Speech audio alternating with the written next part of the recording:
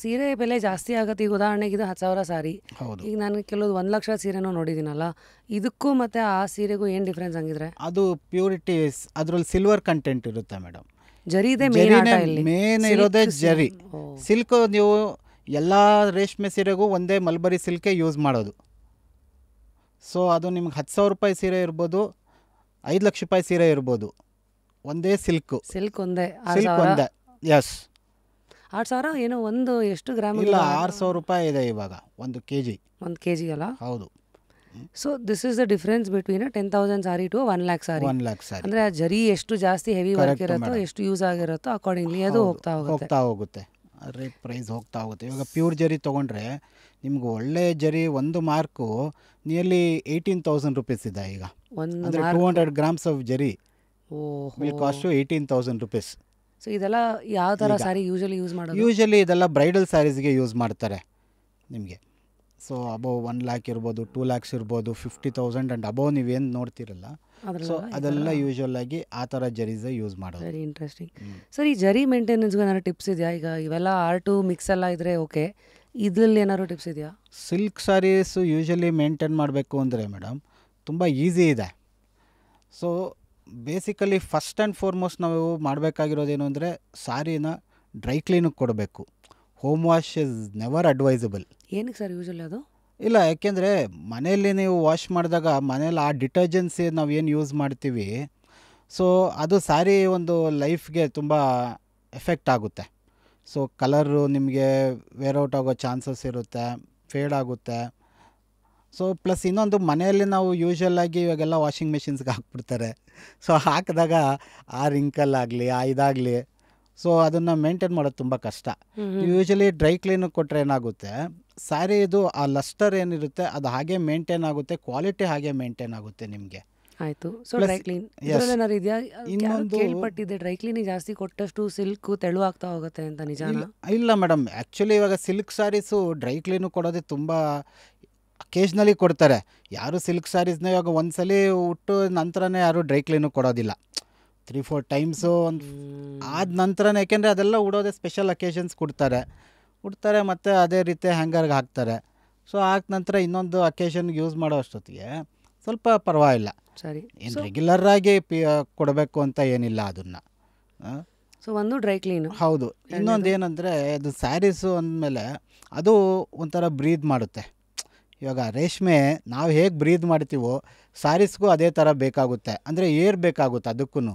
So ನಾವೇನು ಮಾಡಬೇಕು, ಪ್ರತಿ ಸಲಿನೂ ಸ್ಯಾರಿನ ತೆಗೆದು ಸ್ವಲ್ಪ ಫೋಲ್ಡ್ಸ್ಗಳ್ನ ಚೇಂಜ್ ಮಾಡ್ತು ಅಂದರೆ ಸ್ಯಾರೀಸ್ನ, ಸೊ ಆವಾಗ ಸ್ಯಾರೀಸು ನೀಟಾಗಿರುತ್ತೆ. ಅದೂ ಸ್ವಲ್ಪ ಅದಕ್ಕೆ moisture content, so oxygen content ಅದಕ್ಕೂ ಬೇಕು. ನಾವು ಒಂದೇ ಕಡೆ ಇಟ್ಬಿಟ್ಟಾಗ ಏನಾಗುತ್ತೆ ಅಂದರೆ ಆ ಮಾಯ್ಶ್ಚರ್ನ ಅಬ್ಸಾರ್ಬ್ ಮಾಡಿ ನಿಮ್ಮ ಜರಿ ಕಪ್ಪಾಗೋ ಚಾನ್ಸಸ್ ಬರುತ್ತೆ. ಈ ಯೂಶಲಿ ಏನು ಮಾಡ್ತಾರೆ, ಈ ಪ್ಲಾಸ್ಟಿಕ್ಕು ಕವರ್ಸ್ಗಳಲ್ಲಿಡೋದು, ಈ ಬಾಕ್ಸಸ್ಗಳಲ್ಲಿ ಕವರ್ ಮಾಡಿ ಇಡೋದು, ಅದು ಮಾಡೋದು ತುಂಬ ತಪ್ಪದು. ಇನ್ನೂ ಅದು ಹೌದು, ಮಾಯ್ಶ್ಚರ್ ಕ್ರಿಯೇಟ್ ಮಾಡಿಬಿಟ್ಟು ನಿಮಗೆ ಜರಿ ಕಪ್ಪಾಗೋ ಚಾನ್ಸಸ್ಗಳು ತುಂಬ ಇರುತ್ತೆ. ಸೊ ಅದು ಮಾಡಲೇಬಾರ್ದು. ಆ ಥರ ಮಾಡಬೇಕು ಅಂದರೆ ಯಾವುದಾದ್ರೂ ಒಂದು ಮಸ್ಲಿನ್ ಕ್ಲಾತ್ ಆಗಲಿ, ಕಾಟನ್ ಕ್ಲಾತ್ ಆಗಲಿ, ಸೊ ಅದರಲ್ಲಿ ಸುತ್ತಿಟ್ಟರೆ ಏನಾಗುತ್ತೆ, ನಿಮಗೆ ಸಾರಿನೂ ಚೆನ್ನಾಗಿರುತ್ತೆ, ಕಂಡೀಷನ್ ಚೆನ್ನಾಗೇ ಇರುತ್ತೆ. ನಮ್ಮ ಹಳೆ ಕಾಲದಲ್ಲಿ, ಅಜ್ಜಿ ಕಾಲದಲ್ಲೆಲ್ಲ ಅವೇ ಇದ್ದಲ್ವಾ, ಪಂಚೆ ಬಟನಲ್ಲಿ ಸುತ್ತಿಡ್ತಾ ಇದ್ರು. ಹೌದು ಮೇಡಮ್, ಕರೆಕ್ಟು. ಈಗ ನಾವೆಲ್ಲ ಟ್ರೆಂಡು ಏನೋ ಫಾಸ್ಟು ಅಂದ್ಬಿಟ್ಟು ಐ ಥಿಂಕ್ ಎಲ್ಲ ಚೇಂಜಸ್ ಆಗೋಗ್ಬಿಟ್ಟಿದೆ. ಬಟ್ ಅದೇ ರೈಟ್ ಪ್ರೊಸೀಜರ್ ಅಂದರೆ ಅದೇ. ಈಗಲೂ ನೋಡಿ, ನಮ್ಮ ಅಜ್ಜಿ ಕಾಲದ ಸೀರೆಗಳೆಲ್ಲ ಈಗಲೂ ಎಷ್ಟು ಚೆನ್ನಾಗಿರುತ್ತೆ. ಆ ಜರಿ ಆಗಲಿ, ಆ ಸ್ಯಾರಿ ಆಗಲಿ ಈಗಲೂ ಚೆನ್ನಾಗೇ ಇರುತ್ತೆ. ಇನ್ಫ್ಯಾಕ್ಟ್ ನಾವು ಕೇಳಿದ್ರೆ ಅವರೇ ತೋರಿಸಿದ್ರೆ ಹೇಳ್ಬೋದು ನಾವೇ, ಇಲ್ಲಪ್ಪ ಇದು ಇಷ್ಟು ಚೆನ್ನಾಗಿದೆ ಅಂತ. ಸೊ ಆ ಮೇಂಟೆನೆನ್ಸ್ ಹಂಗಿತ್ತು.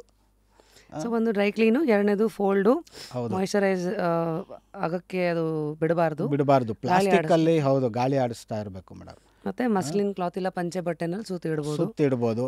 ಪ್ಲಸ್ ಇನ್ನೊಂದು, ಈ ಪರ್ಫ್ಯೂಮ್ಸು ಡಿಯೋಡ್ರೆಂಟ್ಸ್ನ ಡೈರೆಕ್ಟಾಗಿ ಹತ್ರದ ಡಿಸ್ಟೆನ್ಸಿಂದ ಹಾಕ್ತಾರೆ.